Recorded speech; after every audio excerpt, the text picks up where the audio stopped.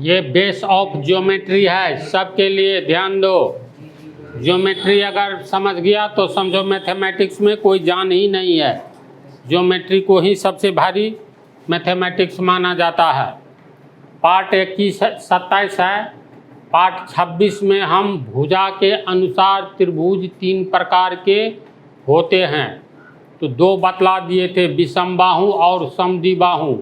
एक बच रहा था जिसको पार्ट 27 में बतलाने जा रहे हैं। तो इधर ध्यान दो।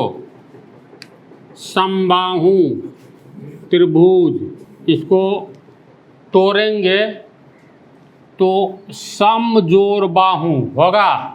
सम जोड़ बाहु, ये हो गया त्रिभुज। सम मतलब समान या बराबर, है ना। बाहु मतलब भुजा, त्रिभुज मतलब त्रिभुज। तो इसको तोड़ करके क्या हमको निकलता है, समान भुजा वाले त्रिभुज को समबाहु त्रिभुज कहते हैं। यानी शब्द में ही परिभाषा छिपा हुआ है, बोलो तो। समजोड़ बाहु त्रिभुज, सम मतलब समान बराबर, बाहु मतलब भुजा, त्रिभुज मतलब त्रिभुज।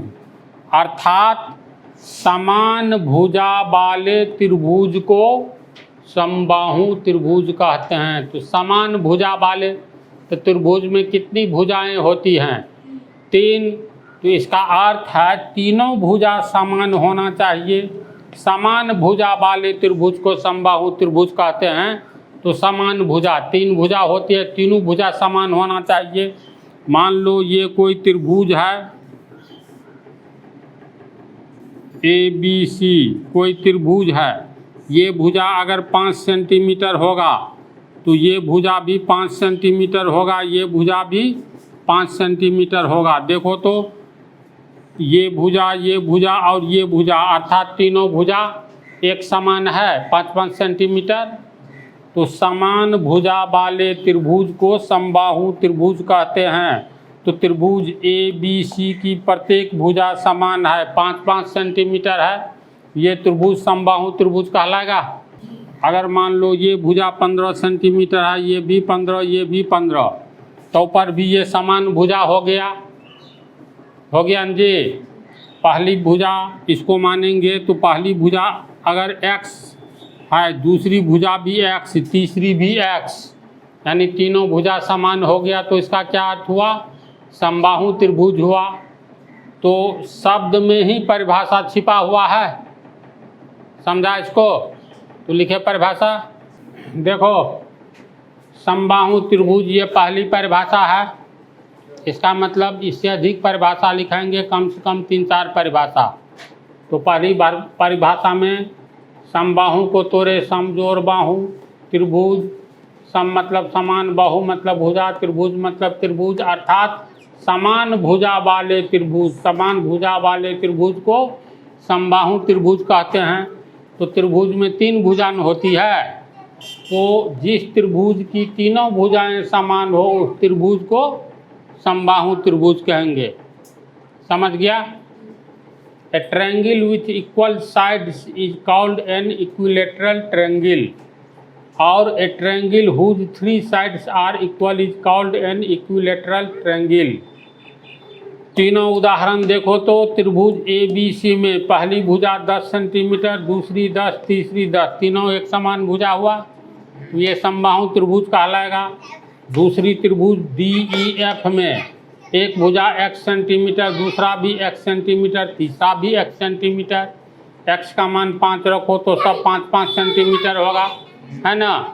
इसमें भी तीनों भुजा समान है, तो ये भी हो गया तुमको समबाहु त्रिभुज। तीसरा उदाहरण त्रिभुज PQR में प्रत्येक भुजा 8 सेंटीमीटर है, तो सभी भुजा समान हो गया, तो ये भी समबाहु त्रिभुज हुआ, है ना। अब दूसरी परिभाषा देखो। अब समबाहु त्रिभुज की दूसरी परिभाषा देखो। जैसे इससे पहले तू लोग पढ़ा था समद्विबाहु त्रिभुज में जिस त्रिभुज की 2 भुजा बराबर हो या 2 कोण बराबर हो। तो समबाहु त्रिभुज में जैसे ये समबाहु त्रिभुज है, तो दूसरी परिभाषा इसकी होगी, मान लो ये ABC, चूँकि जिस त्रिभुज का तीनों भुजा एक समान हो उसे समबाहु त्रिभुज कहते हैं। ठीक उसी तरह जिस त्रिभुज का तीनों कोण बराबर हो उसे समबाहु त्रिभुज कहते हैं। थ्योरम में बतलाएंगे, साबित करें कि समबाहु त्रिभुज के तीनों कोण समान होते हैं। तो मान लो ABC एक त्रिभुज है, इसकी ये भुजा ये कोण और ये कोण तथा ये कोण, तीनों कोण एक समान होगा तो ये त्रिभुज समबाहु त्रिभुज कहलाएगा। अगर ये कोण अल्फा होगा तो ये कोण भी अल्फा और ये कोण भी अल्फा। बोलो तीनों कोण समान हो गया, तो ऐसी स्थिति में ये त्रिभुज समबाहु त्रिभुज कहलाएगा। और त्रिभुज के तीन कोणों का योग 180 डिग्री। इसका मतलब कोण A जोड़ कोण B जोड़ कोण C, कोण A जोड़ कोण B जोड़ कोण C बराबर 180 डिग्री होगा। कोण A अल्फा है तो अल्फा जोड़ B भी अल्फा, C भी अल्फा, तो बराबर 180। 1 2 3 यानी 3 अल्फा बराबर 180 डिग्री, इसीलिए अल्फा बराबर 180 डिग्री। ये 3 नीचे आ जाएगा, काटोगे तो ये 60 डिग्री होता है, यानी 60 डिग्री। तो समबाहु त्रिभुज का प्रत्येक कोण 60 डिग्री होता है।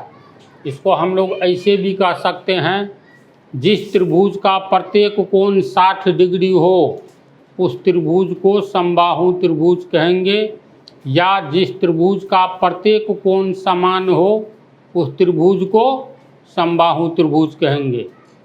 समझा? ये परिभाषा, दूसरी परिभाषा लिख दिए हैं, जिस त्रिभुज का प्रत्येक कोण समान हो, अर्थात जिस त्रिभुज का प्रत्येक कोण 60 डिग्री हो उस त्रिभुज को समबाहु त्रिभुज कहते हैं। तो प्रत्येक कोण समान हो तो चित्र देखो, तो त्रिभुज ABC में कोण A अल्फा है, B अल्फा है, C अल्फा है, प्रत्येक कोण समान हो गया। जब ये प्रत्येक कोण समान होगा तो त्रिभुज के तीन कोणों का योग 180 डिग्री। तो अल्फा अल्फा अल्फा तीनों को जोड़ेंगे तो बतला ही दिए थे, अल्फा जोड़ अल्फा बराबर 180 डिग्री, यानी 3 अल्फा बराबर 180 डिग्री। तो अल्फा बराबर 180 बटा 3 60 डिग्री बतलाया है ना। तो त्रिभुज ABC में कोण A बराबर कोण B बराबर कोण C बराबर अल्फा है। त्रिभुज DEF में प्रत्येक कोण 60 डिग्री है, तीनों को जोड़ोगे 180 हो जाएगा।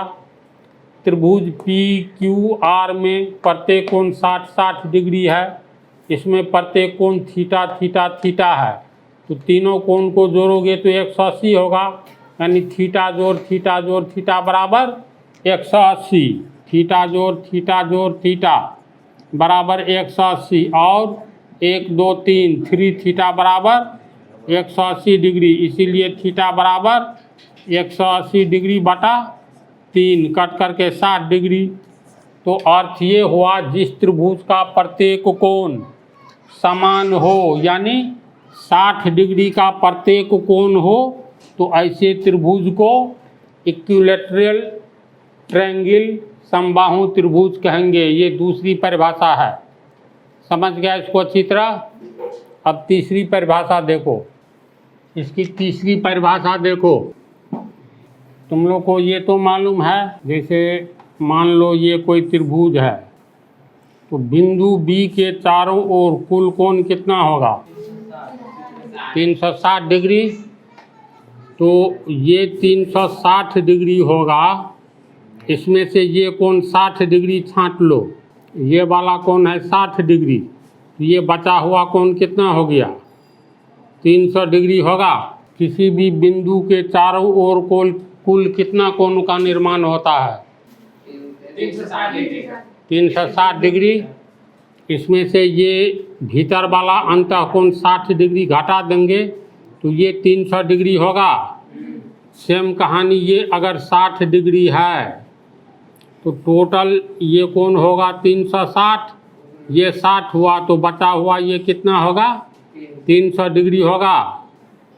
इसी तरह ये कोण टोटल कितना होगा? 360, अगर ये 60 होगा तो ये वाला कोण, इतना कोण 300 डिग्री होगा। इसमें दो मत नहीं ना है। यानी देखो तो ए बी सी कैसा त्रिभुज है, वैसा त्रिभुज है जिसके तीनों शीर्ष पर बने बाह्य कोण 300 डिग्री के हैं, है ना जी। तो निश्चित तौर पर ये अंतः कोण भीतर वाला ये 60 होगा, ये 60 होगा, ये 60 होगा। जब ये भीतर वाला प्रत्येक अंतः कोण 60-60 डिग्री का होगा तो ये कौन सा त्रिभुज हो जाएगा? समबाहु त्रिभुज।